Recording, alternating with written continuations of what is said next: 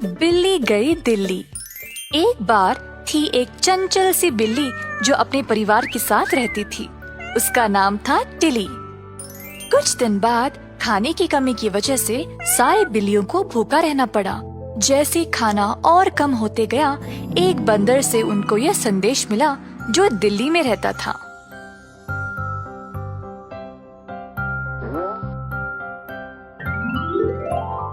हे Tilly, कैसी हो? मैंने सुना तुम्हारे जगह पर खाना कम होते जा रहा है। क्यों ना तुम दिल्ली आकर यहाँ से खाना का भंडार ले जाओ अपने साथ। आ जाओ दिल्ली, मैं इंडिया गेट के पास तुम्हारी प्रतीक्षा करूँगा। जल्द अपनी गाड़ी पे सवार होकर दिल्ली की ओर चल पड़ी। इंडिया गेट के पास टिली अपने बंदर दोस्त को ढूंढ रही थी, पर वहाँ बहुत सारे बंदर थे। एक बंदर के पास गई और उसको हेलो किया, पर वो उसका दोस्त किट्टू नहीं था। इसी तरह वो बहुत सारे बंदरों के पास गई बात करने, पर उनमें से कोई भी किट्टू नहीं था।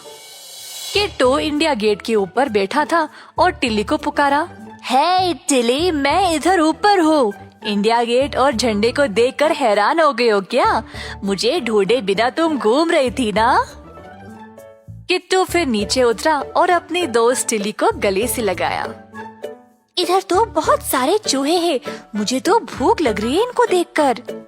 ये दिखते तो अच्छे हैं, पर ये ठीक नहीं है। चलो कुछ मूंगफली लेने चलते हैं। हाँ, देर हो रही है, चलो।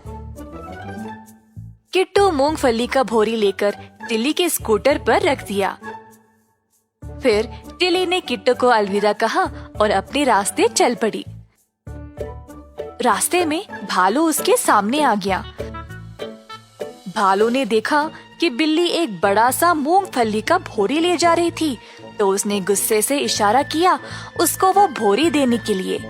टिली को समझ नहीं आया कि वह क्या करे, तो वह बिना रुके भालू को ढकेल के आगे निकल गई।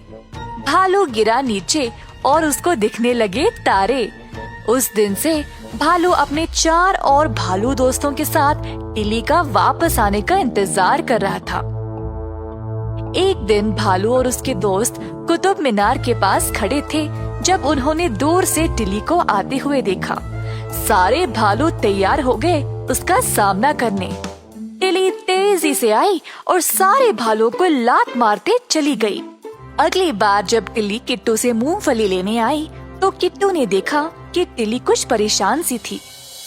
क्या बात है, कोई परेशानी?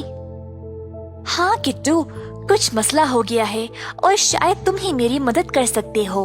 एक बड़ा भालू हर बार मेरे रास्ते में आ जाता है। उसकी नजर मेरे मूंगफली की भोरी पर है। 2 बार तो मैं उनसे छूट गई, पर अगर और ज्यादा भालू आ गए तो शायद मैं अकेले कुछ ना कर पाऊंगी। अब तुम ही बोलो मैं क्या करूं? किट्टू ने कहा कि वह टिली के साथ ही जाएगा और फिर दोनों साथ निकल पड़े। रास्ते में उनको भालू दिखाई दिया। हे, वही भालू है क्या? हाँ, वही है।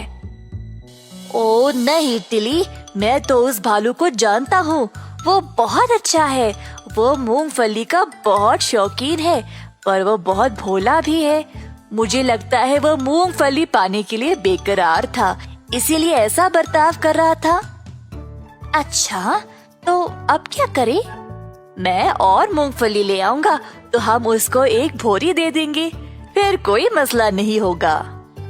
टिल्ली ने माना और फिर दोनों एक और भोरी ले गए। किट्टू को देखते ही भालू उस पे कूदकर उसको गले से लगा लिया। हो मेरे दोस्त!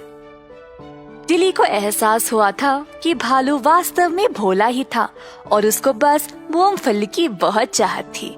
टिल्ली ने भालू को मूंगफली का एक भोरी दिया। भालू मूंगफली खाते खाते नाचने लगा। दोनों को अलविदा किया मुंह भरे मूंगफली के साथ। टिली अपने घर की ओर निकल पड़ी और किट्टू वापस दिल्ली चला गया। इस कहानी से हम ये सीखते हैं कि किसी को जाने बिना उनके बारे में कुछ गलत नहीं सोचना चाहिए।